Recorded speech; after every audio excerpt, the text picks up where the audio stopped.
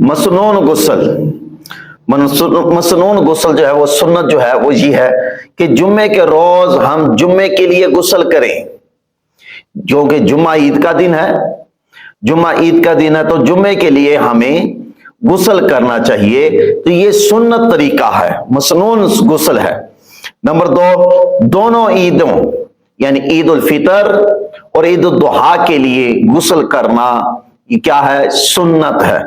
Number 3, एहराम बांधते वक्त और हाजियों के लिए मैदान अरफात में जवाल के बाद ये गुस्ल करना जो है ये सुन्नत है। और देखिए जुम्मा जो है 8 हर हफ्ते के बाद जुम्मा आता है और ये जुम्मा भी मोमिनों मुसलमानों के लिए ईद का दिन है। फिर सुन्नत तरीका दोनों ईदों का, यहां भी सुन्नत तरीका, यानी ये 3 ईदें होगी।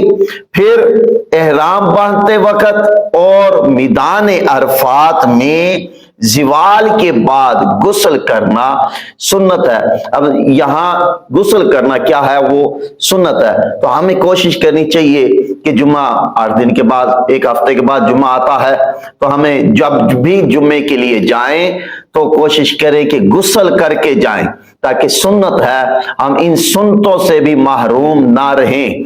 गुस्ल करके जाना चाहिए, ईदैन के लिए जाएं तो गुस्ल करके जाएं, ये सुन्नत अमल है और सुन्नत को अपनाने की कोशिश करें।